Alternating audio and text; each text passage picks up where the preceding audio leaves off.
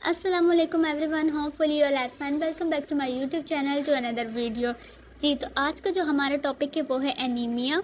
आज का हमारा टॉपिक एनीमिया जो कि हीमोग्लोबिन से रिलेटेड है। अब मैं आपको बता दूं, जैसे कि सबको पता है कि haemoglobin is the main protein in your blood cells, और यही हीमोग्लोबिन ऑक्सीजन को कैरी करता है थ्रू आउट द बॉडी। अब देखें, किसी को ये एनीमिया डिसऑर्डर है तो इसका मतलब ये हुआ कि बॉडी में haemoglobin level means red blood cells RBCs कम हो गए हैं।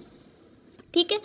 और हीमोग्लोबिन लो होने का मतलब है कि पेशेंट के टिश्यूज़ और ऑर्गन को इनफ ऑक्सीजन सप्लाई नहीं हो रहा, मतलब नहीं होगा। ठीक है, तो आइए पढ़ते हैं। लिखा हुआ है anaemia is a condition in which the blood does not have enough healthy red blood cells और dysfunctional red blood cells in the body. जी, तो कह रहे हैं कि जैसे एनीमिया है, ठीक है। अब जिसे भी एनीमिया होगा, अब उसकी बॉडी में क्या आरबीसीज की इनफ क्वांटिटी में प्रोडक्शन नहीं होगी। ठीक है, या तो फिर क्या होगा, आरबीसीज प्रॉपरली काम नहीं कर रहे होंगे।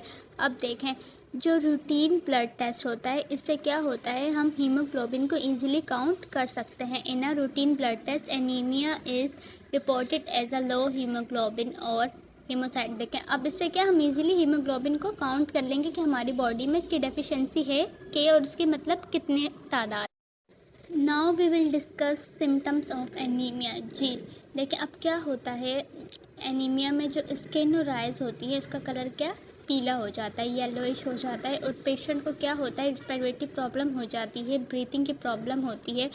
पेशेंट वीकनेस फील करता है, इसका बीपी लो हो जाता है, उसको सांस लेने में मसला होता है। ठीक है, रैपिड हार्ट रेट ये है। अब देखें, अब एनीमिया के ये क्या है, सिम्टम्स हैं। ठीक है, और जब ये सिम्टम्स बढ़ जाएं तो क्या सीवियर सिम्टम्स शो होने लगते हैं, जैसे कि फेंटिंग। ठीक है, मींस आंखों के सामने अंधेरा आ जाना, या फिर चेस्ट पेन होना, और सीवियर इतना हो जाता है कि हार्ट अटैक भी पेशेंट को हो सकता है। ठीक है, तो ये इसके सिम्टम्स है। अब हम बात कर लेते हैं इसके कॉजेज़ की और टाइप्स के। ठीक है जी, तो लिखा है there are more than 400 types of anaemia and they are divided into 3 groups. देखें, अब जो एनीमिया के कॉजेज टाइप्स, इनको क्या 3 ग्रुप्स में डिवाइड किया गया है। ठीक है, एक है anaemia cause by blood loss, second group है एनीमिया कोज बाय डिक्रीज्ड और faulty red blood cells cell production, and the third group is anaemia cause by destruction of blood cells, red blood cells. ठीक है जी, तो first group है anaemia cause by blood loss. देखें, अब इसमें क्या होगा, देखें अगर किसी रीज़न से ब्लड लॉस होता है, ठीक है, तो क्या एनीमिया के चांसेस बढ़ जाते हैं।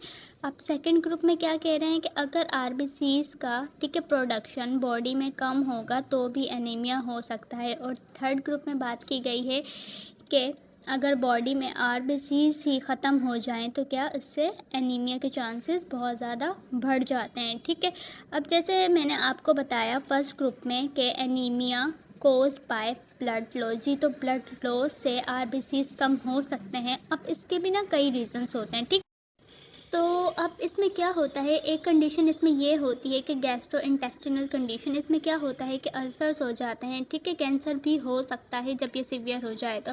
स्टमक में इन्फ्लेमेशन हो जाती है, फिर क्या होता है, ब्लीडिंग भी हो जाती है। तो ये एक कॉज है, ठीक है, एक रीज़न है ये एनीमिया का। अब अगर कोई पेशेंट, मतलब जो एनीमिया का, वो कोई ऐसे ड्रग्स का इस्तेमाल कर रहा है जिसके साइड इफ़ेक्ट्स हैं, ठीक है, और वो पेशेंट की बॉडी पर असर कर रहे हैं, तो क्या अल्सर्स भी हो सकते हैं और आरबीसीज उसके क्या कम हो सकते हैं। ठीक है, तो ये क्या इसके कॉजेज़ हैं एनीमिया के। तो उम्मीद करती हूँ आपको मेरा आज का टॉपिक बहुत अच्छे से समझ आया होगा। इंशाल्लाह नेक्स्ट वीडियो में हम एनीमिया के ट्रीटमेंट की, उसके टाइप्स की बात करेंगे और उसकी प्रिकॉशंस की बात करेंगे। वीडियो अच्छी लगी तो ज़रूर लाइक करें, मेरे चैनल को सब्सक्राइब करें। इंशाल्लाह नेक्स्ट वीडियो में आपसे मुलाकात होगी, तब तक के लिए अल्लाह हाफ़िज़।